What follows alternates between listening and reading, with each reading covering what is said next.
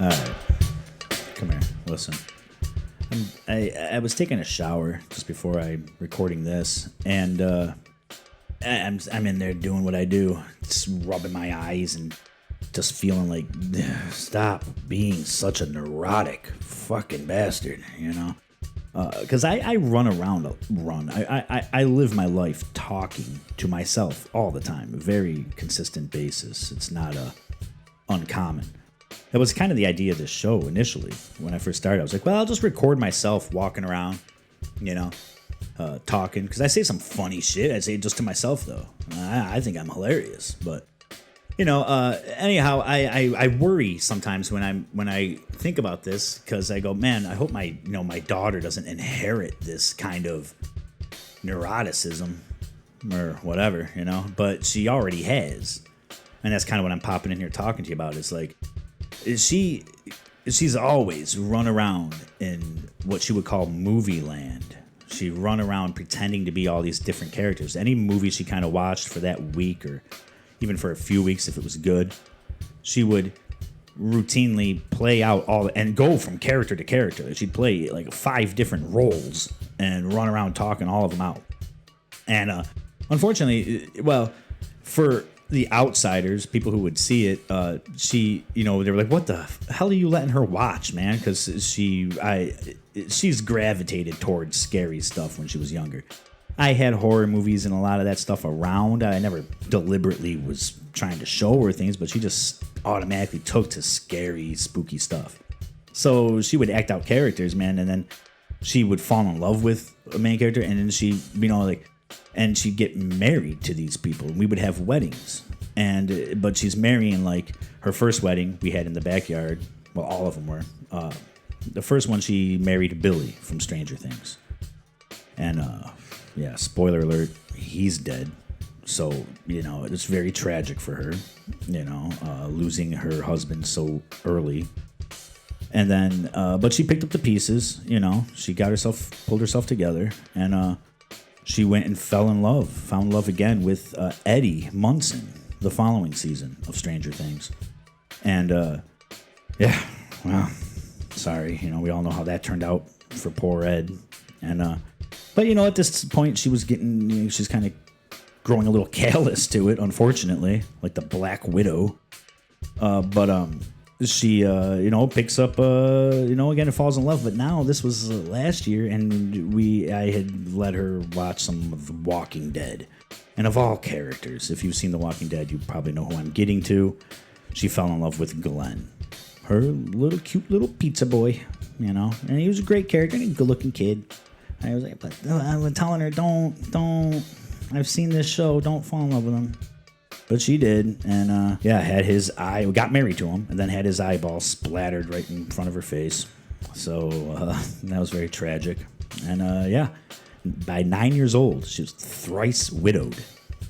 Well, anyway, all of that is, kind of just a fun little thing to think about, which is whatever. But now I just wish, and it wasn't always scary stuff. She would Disney movies or different things, and she would, act out all sorts of characters. And I just miss Movie Land because now she's in love with Eminem. Well, a 27-year-old Eminem. And so she runs around, and all I hear is, Kim! Talking to this, this isn't fun. This guy's ex-pillhead wife. Whatever. Welcome to the Bill Mullane Show, people.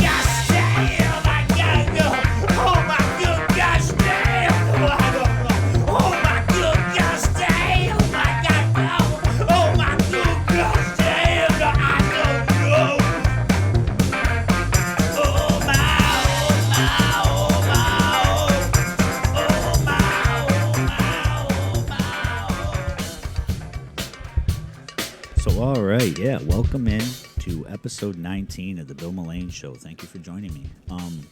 If you've been listening to the show at all, you can very quickly realize that I have not. I've been, it's been a work in progress. I'm figuring out a format. I figure out kind of what I want to do. I've kind of fleshed out and went through a lot of the stuff that I kind of had in mind, or a lot of the music and different things that it's still are probably all going to be re-released once I really get some good software and stuff. Anyhow, I kind of go over what I really want to do now, so I'm going through something a little different. You hear that was kind of a different opening, just kind of talking to you, something amusing. But yeah, I want to dig in and kind of get to I started having a conversation this morning basically, and it segues really nicely off of the last story because that bringing up Eminem, and there is a certain figure who in the hip hop world who's been in a little bit of trouble lately, and Diddy, which I mean, I thought of wow, he Puff Daddy, and he names himself Diddy all the time. Maybe he was kind of flaunting, yeah, I'm a diddler. A man with some serious sick problems. I'm not gonna hash over the whole story, but I figure maybe I can talk a little bit about it, a little bit about something more relevant. In an attempt to curb the babbling, I suppose, I figure I can talk about things that maybe are a little more relevant. Then maybe, but not just go over and rehash these things. You have the internet. If you're listening to me, you have the internet. You go Google, and you've already heard it all. I'm sure you've heard tons. I'm sure you've heard plenty. The thing with him is the thing that is he's been doing that for, obviously it's well known now. He's been doing it for years. Is a lot of people knew it. And a lot of people have been speaking about it for a long time. It's just finally coming out, I guess. I didn't know about the thousands of lubricants. I heard today 784 dildos. Wow. And that's what really more what I want to talk about. I figure I know a lot about dildos. No, but sex in general, physical things like this, and it's the same with drugs. Because what does this all really lead to when you look at the Diddy story? And and it's rough, man. I saw that part of the story today, a newly resurfaced video that shows an ex-porn star who was arrested in 2018 for allegedly shooting up one of former President Trump's Florida golf courses. And during his interrogation, he told police that he was Diddy's sex slave. So, yeah, he had a bunch of male slaves kind of thing. Maybe it's, I don't know. But so that gets so people like this that are gonna have a sex slaves and are really in this is it's hard to get into this. I want to give my own kind of take on what's going on with the state of a person that would make them like that. But and this goes into a lot of I wanted to talk about as well on the website BillMullaneshow.com. There's the weekly alignment segment, and if you've been listening, I talk about guiding meditations, but it's really difficult for me to guide meditations because I don't feel like I have the credentials. People don't see me and think guru or very centered guy. If you like the guided meditations, and I have one up on the website, go to the BillMullaneshow.com and the weekly alignment guided meditations, and there's a link to it there. It's only posted on the website, and but it's really good. It's a guided meditation it's a meditation that I do myself very often, and but I figure, with everything I'm doing on the show, and no one's really going to take these that seriously, so I'm kind of weaving them out of anything here. I might take them off the website unless you email me, the BillMullaneshow@gmail.com, and let me know if you want me to, if you listen to it and you want to keep going. You don't have to let anyone know. Just let me know if you've taken the time to listen to something like that and you appreciate it or you like it, and I would love to keep doing them, but yeah, it feels like I need something else to get there. And that's what I'm saying is I don't have experience with sex slaves and 700 dildos or any dildos. But the idea is that once someone like Diddy gets caught, and this is kind of the same thing that happened with Jeffrey Epstein. And once these people get caught, the natural thing is, where's the list of others involved and where are they? And we're going to chase this ring, this sex ring, unbroken circle. We're going to chase it around until we get to the end of it. And then we wonder why we're just running in a circle going, but he's not really the one that's doing it. Diddy's just a patsy, It'll come out, they killed Epstein. They suicided him, whatever, Which, sure. The ring, you mean the ring kept spinning? You know, the ball's still round. Yeah. So looking at something like this, what can we learn from it, and what does it mean, right? Because we can't just keep chasing this. It's a dog chasing its tail, or over and over and over. You know, Weinstein, and you know, Charlie Sheen, right? You know, it just turns into like everybody. People go, well, it's just all of Hollywood. And you got like these, you know, the red state, or the red, you know, the Trumpers for sure. You know, they're very much drain the swamp. But I don't think that there's a bottom to that swamp. You take out one Loch Ness monster, there's another. Oh no, I saw a mouse in the garage. Better get. There's one. There's more. You know, these things don't just happen on their own in isolation. So it's not just now. While I'm not saying anything revolutionary, let's investigate the point. Okay, so another one was arrested, and we were finding out, it's becoming very public knowledge that this was a very, very sick man. But there's others in charge. Where are they? As we've said, this is a circle. So why is it this? The idea is to understand that it's a reality all of its own. See, I think what we have is a misunderstanding where when you say that's another reality, that most people automatically think that means that it's invisible to them. That another reality is one that I don't exist in, so it must be something I can't see. And that's a misunderstanding. The idea is that you still will always perceive the other realities. In fact, the more you elevate yourself to have more positive experiences and elevate yourself to a more positive reality, the more aware of the negative realities you become. Because it is all about bringing together and including everything. So we're always going to see, no matter how positive you get here on Earth in this realm of polarity, no matter how positive you elevate yourself or how beautifully you think you're living spiritually, the more spiritually you live, the more negativity you become aware of. You extract a different effect from it. But once a collective of the Earth understands everything that I'm talking about here, when we all collectively, or the majority of us collectively, raise our conscious to understand and to see from this view, then we will collectively create a new planet for ourselves that is more in alignment with the one we all prefer, or at least the ones of us that aren't running around like Diddy prefer. Even though Diddy himself and all of these individuals, they prefer the same world as well. It's just that they are lost in the realm that we're in, and they don't have the tools or concepts to understand that they can choose something differently. A guy like Diddy is putting all of his power into the physical thing. And the physical thing is an illusion, so it's never going to fulfill him. It'll never fulfill you. If you put all of your focus and attention and believe that the power is outside of you, it's in that thing, it's in the sexual act. The act of sex is to bring you to that point of orgasm, which really, the state of orgasm is like a fraction. I've experienced states much more powerful in meditation, where I'm not coming in my pants. You know, you might think of that. But it's not that. It's more of a body feeling that is better than an orgasm, that is a fraction of your natural state of being. So someone who is lost and obsessed with sex, regardless of if they're making victims, now they're mixing power in, either way, start with the basics. They're obsessed with sex, with orgasm. That is a fraction of your true state of being.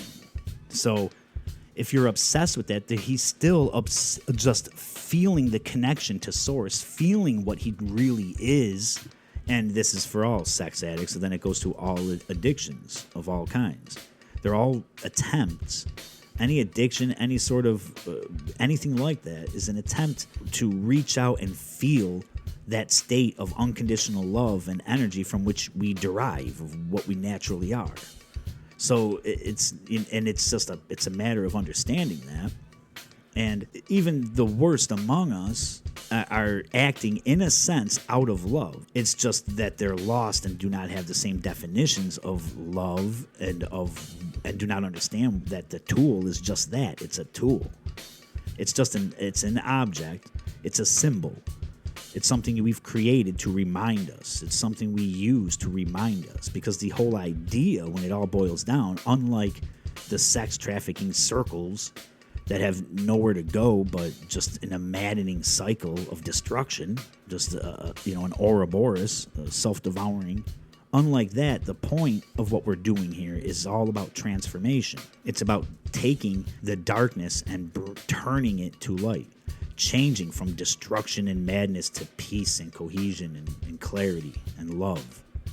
It's about making that change and transforming. Everything is about the character arc. Taking a world from the depths of what this planet has been through and what we've been doing here, and rising and changing and bringing upon what they colloquially call in religion heaven on earth and things like that. This is a beautiful thing to understand, and we can use cases like Diddy.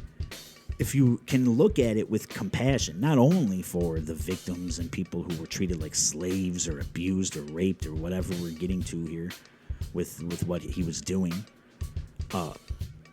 and in order for anything positive to exist, you have to have negative. They both exist, and they both prove each other. They both work for each other.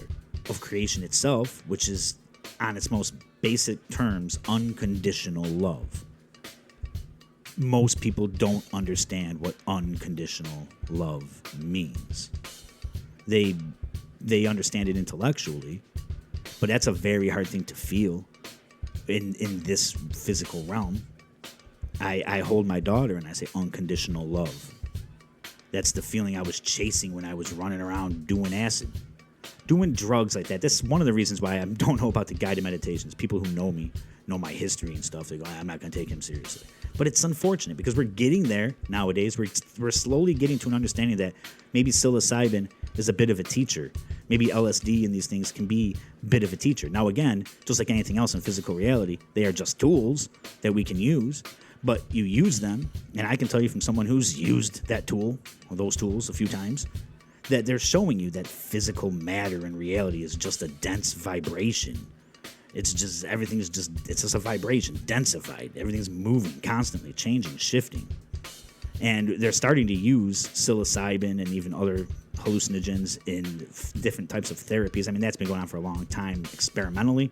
It's becoming more public with microdosing. I'd love to sponsor a microdosing, show something. I don't do any of it, though. I feel, they're tools that if you don't need them, you don't need them. Once you have the understanding, you don't really need it anymore. Even though it can be fun just to walk around and see some of that shit.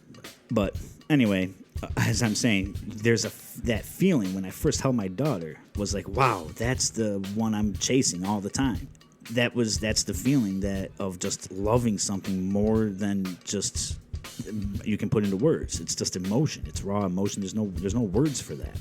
And then still at the same time, it's like, well, my daughter could probably just turn into a complete psycho and just try and kill me multiple times, do things deliberately to hurt me, and all sorts of things to drive me to a point where there probably is some condition to which I would end up saying I don't love you.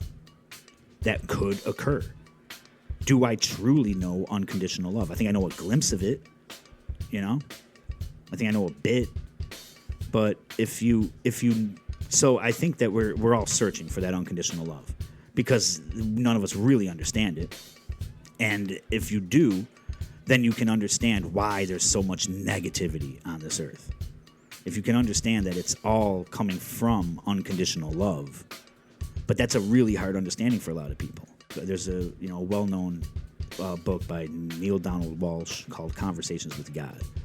In that novel, which is a series, there's a statement that drives a lot of readers away when he gets around to an explanation and says even Hitler went to heaven. When you can understand that, then you understand what we're talking about. But that sounds so, most people hear that and they go, fuck you. You ever see the victims? Fuck you. And it's like, and I can understand that, 100%, but it's also, when you do understand it, it's a very freeing concept. And as much pain and horrible things much pain and sorrow that people cause, trauma that people cause on this planet, they're all attempts to reach unconditional love. That's what we're all trying to connect to. So it makes sense as to why they get lost in these things. And hopefully this all sounds good. I'm going to see what this sounds like, because it's trying something kind of a little new, kind of just giving my thoughts on a more relevant subject and taking it into a different direction. And during this, everything I just spoke about, I did also mention having a lot of tripping. I did a lot of that at a lot of festivals. And I wrote a song years ago about staying in the moment, not bothering with that festival today. Saying, I'm going to relax. Have a sense of humor, people, too. Let's lighten the mood a little bit here. Talking about sex and slaves and all this stuff. Let's lighten the mood, relax, stay present in the moment, and listen to this little tune. A long time ago, I wrote this one called I'm Not Gonna Rave Today.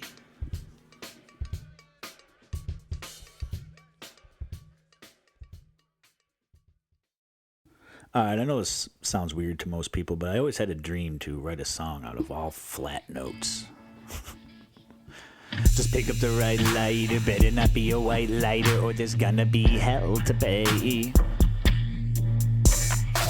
Sticks and stones and laughing bones. I am not gonna rave today. No, I don't feel like getting dressed up with all the glow sticks and gathering all the firewood and all that shit just to laugh and dance with everybody. No, read my lips. My sofa es importante. I am not gonna rave today. I hit Jose.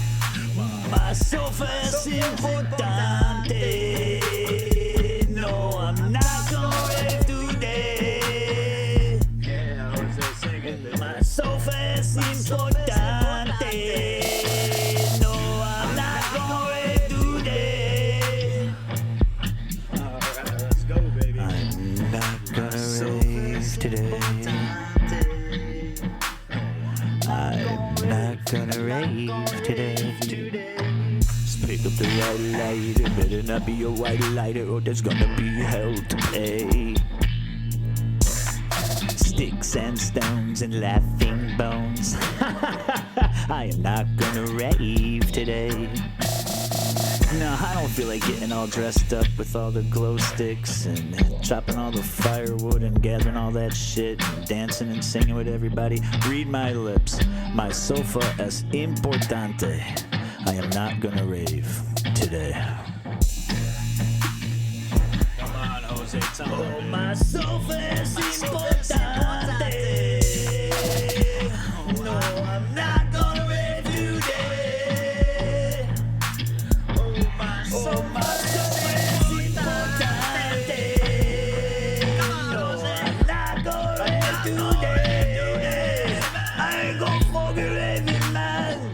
I ain't going either, Jose. Tell them all to give it up, man. Go home.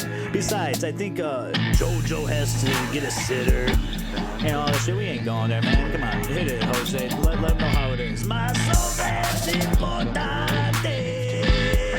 I'm not gonna rave today. Oh, my soul es importante. Oh, I'm not gonna rave today. I'm not gonna rave. I'm not gonna rave. No, we're not going.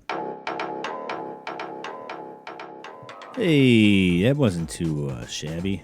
Good job, Jose. You know, it still sounds good. I know you only know one chord, and so the whole song is just that, but you know, it's good for you, man. Good for you. You're showing some effort. At least you're doing it, Jose. You're doing something. You know, that's more than a lot of people. A lot of people like to criticize and don't do shit. You know, so good job, Jose. But it's good for him because Jose, he lived a life of going to, you know, festivals and raves every weekend all the time. It was his life. It was all he cared about. Getting high, waving sticks around, tripping. But, you know, it's you know, in your older age, you can either just keep going and doing shit like that or do something more with your life. And it seems like he wants to, you know. But we all start out young like that doing dumb shit, I guess. You know, I did. And that's what had me thinking, and I was reminiscing on some of that. I remember a job as a janitor. I worked as a janitor for a couple different places, right? Cleaned a Geico building, cleaned a couple other things and stuff, whatever. And I had a job with my brother. We were cleaning some fucking building, and we roll up. Now we're in our early 20s, whatever, and we had rolled a chonger. You know, back in the day we used to take 6 rolling papers and put them together, glue them all together, lick them all together, and then roll it up. You know, I think back on how much of my friends' saliva have I smoked. I mean, how fucking disgusting is that? We would slather all over things. I had friends who would, you know, roll big fat blunts and stuff and whatever, and licking those things together. They'd be like you know, like a popsicle. You know, that's disgusting, man. There's a lot of people's spit that I've inhaled. Anyway, so we were in the truck or whatever, and we were swapping spit and slobbing on a chonger. That sounds demented, man.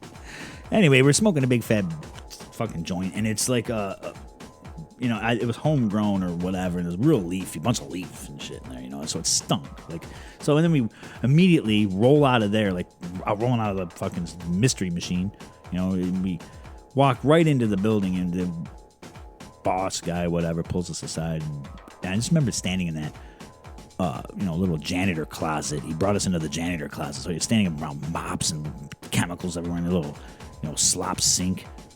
You know, the slop sink. You know, this is the janitor's office when you're a janitor, which is a great job, and it's a fine job when, you know, and we need people to do it. But this guy's yelling. We're two doped out kids in our 20s, and he starts, yeah, I have smelled marijuana before. He's chewing us out in this closet, and we look at each other, you know, marijuana. What? The fuck is that? I mean, we never heard of this stuff. What are you talking about, guy? You know, we're getting yelled at by a grown-ass adult man, yelling at another adult man, 2 other adult men, in a closet about smoking pot. Dude, who did you think you hired here? We're in our 20s. You can see us. We're like, I think my brother was probably wearing a tie-dye or something. You know, like, we weren't, you know, professional about this job. We were 20. Just whatever, you know. Do we look like a couple of struggling immigrants? I mean, what would make you think that we would not be on drugs? Why? What life decisions? We rolled up in a rusty truck to come sweep your office floor. Do you think that why would you even contemplate the idea of somebody doing that sober? Or at least that they live a sober lifestyle? Why would you assume that? Young, I mean, I get it. If you look clean and maybe you're 17, you're 18, and you're just out of high school for a summer job, but it wasn't like that. We'd been there a little bit. He knew who we were. You know, we weren't going to school. He could tell. You have to be a genius to put that together. Tell that we weren't fucking going to school. Yeah. So I really blame him, because I don't feel bad about that. You know, I feel bad at the time I showed up wasted to that job though, and just got hammered. And I feel bad about the one office that, because we went to a concert before we cleaned that place, and we were with the friends, you know. We had a couple buddies, and I brought my one friend with us, and like, dude, we gotta go do our job, because we wanted to go downtown, I think, or something, and get drugs or something, instead of going to work. You know, we had to go do work, and we just came from some concert downtown or whatever. You wanted to hang out there or something, and it's like, he's always like, well, I'll go help you guys clean the building real quick. I'm like, yeah, all right, man, yeah, because the faster we can do it, the quicker we get out. I'm like, I'm not paying you, but you want to come help? You know, so he came with us, which you're not supposed to do this as janitors. You're not supposed to let strangers in the building, and this is why we let this guy in the building, good friend of mine, and we bring him in the building. We're cleaning, and he helped take out some trash bags and stuff to hurry this along and get, you know, to go where we wanted to go at midnight or whatever. And but he's in the kitchen, he's stealing all the people's Hot Pockets and you know whatever, toasted, you know, little shit, you know, all their food out of the freezer. I feel bad about that. Like, whoever came in, like, where were my what were the pizza rolls or something? Where were my pizza rolls? So anyway, I'm gonna move on here. All right, people, real quick. I don't have my microphone set up, so I hope you hear me all right. I'm going to try and speak kind of loud in here. This is a real quick pop song. It's I don't know. It's like a couple minutes long, but it's over before you know it. If you this is for a special kind of person. If this is not for the faint of heart, people. So if you can handle this, if you can make it all the way through to the end, then you are a very special individual with a good sense of humor. This beautiful little melody is called "The Chicken."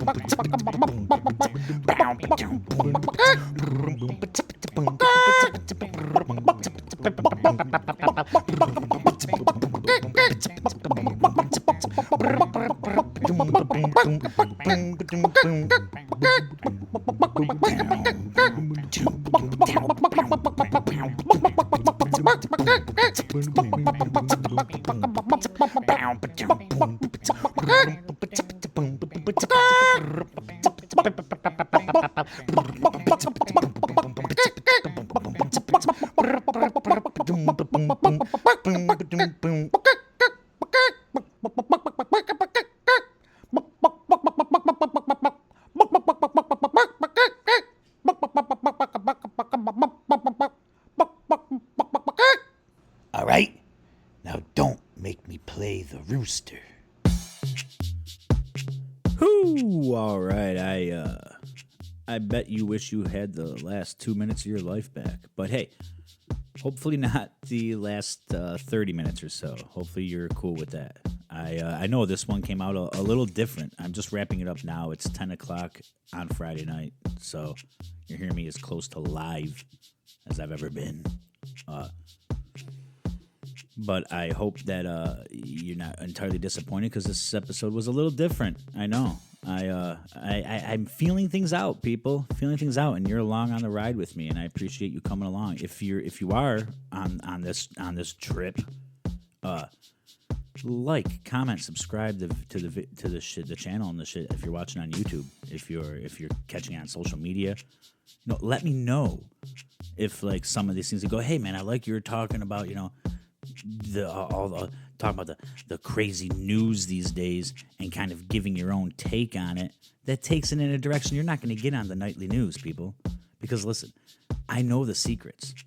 You know I'm talking about the Freemasons, skull and bones, the 33rd parallel, the Illuminati. I know these secrets, people. I know what the secrets are that they're hiding from you.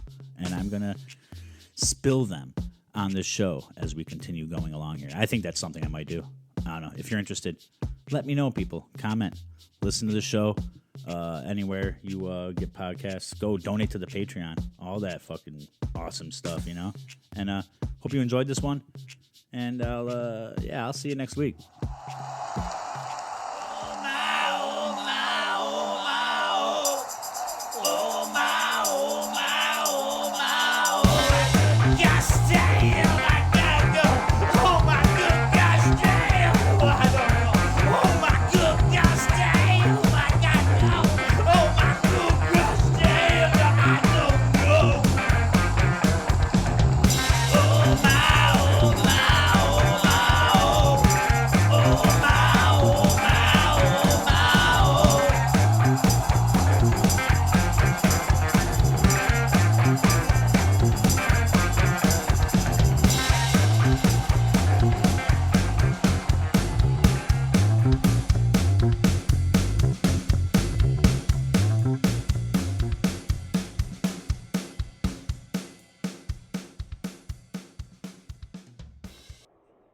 EFL, bitch.